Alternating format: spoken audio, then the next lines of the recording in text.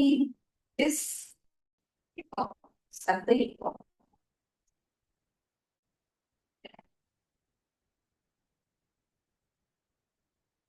so practicing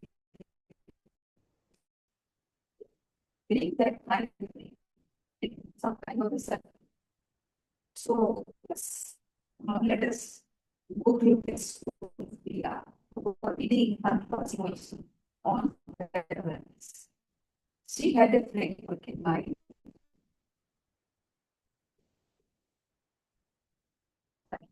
Simply session delay. She asked the group to sit in silence and notice their breathing.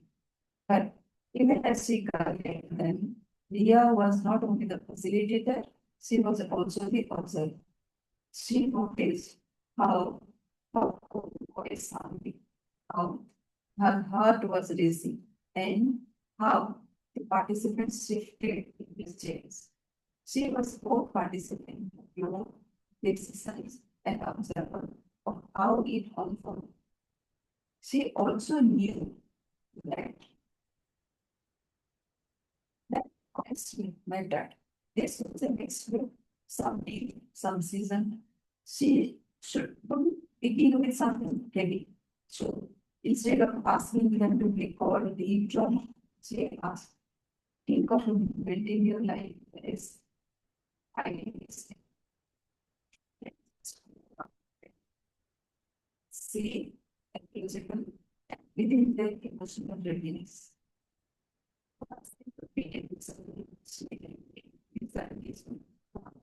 Notice sadness. Some noticed heaviness in the chest. Others entering the jaw. They are observed carefully. Scaling the experience in very so one felt overwhelmed.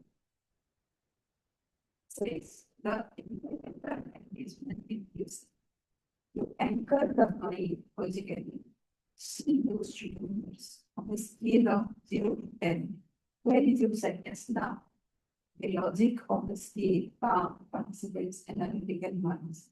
They would measure the intensity and feel safe because it gave them a sense of control. As a session context, they laughed more because they shared metaphors, shifted to and to match their energy. It was like jazz music, structured but improvised, a dance of presence and play. By the end, participants felt lighter, more attuned to themselves, and Ria, reflecting later, realized she had layered not just exercises but experiences. Observation, context, incremental safety, logical anchoring, and playful adaptation. She smiled to herself. The workshop wasn't just about teaching others, it was about learning to guide awareness like shaping clay, gently but with purpose. So, how was it done? Now, if you want to administer this exercise onto yourself, all by yourself, what do you do? So, you are not just performing or doing the exercise, you are also observing yourself and others if there are people present. This dual role allows for deeper learning because you see how actions, reactions, and thoughts unfold in real time. For example, even as you guide participants through an exercise, you notice their energy, engagement, and responses. And you also notice your own thinking and choices.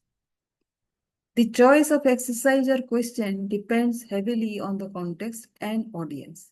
You adjust your approach based on the audience's familiarity with you, emotional readiness, complexity of the task. For example, instead of asking someone to work on a deep childhood trauma immediately, you might start with a mildly emotional but manageable example, like a 4 out of 10 sadness. You gradually scale the emotional or cognitive load. Start with something simple and safe. Observe responses. Adjust for next iteration based on learning from the first round. This builds trust and safety and also trains participants' logical mind to engage in reflection without overwhelm. So if you are administering this to yourself only, then try to remember something very mild, very recent, not that hurtful first, and process that with these kind of whatever I have described with you, trying to scale it on a 0 to 10 point scale. It should be not more than 5. And then once you process that, you can go to further depth. Using scales of 0 to 10 sadness brings the logical mind into play. For example, a participant may not be ready for intense emotional recall. So, you anchor the experience, like think of something that is a 4 out of 10 sadness. Later, you can measure progress or shift by revisiting the scale. This combination of logic plus observation plus safe emotion creates a powerful learning environment. Now you are actively scripting in the moment, adjusting for audience reaction, environment, and intended learning outcome. Each session is both a planned framework and a playful adaptation, like a musician repeating a song with subtle variations with each concert. In brief, this is you are layering participants' experience, in this case, about your experience, your observation, your context awareness, logical framing, and playful scripting, all to guide learning safely and effectively. So try administering this exercise onto yourself, and you will find that it is this actually depends your understanding of any subject that you are going to. Just make it into playfully small segments of learning.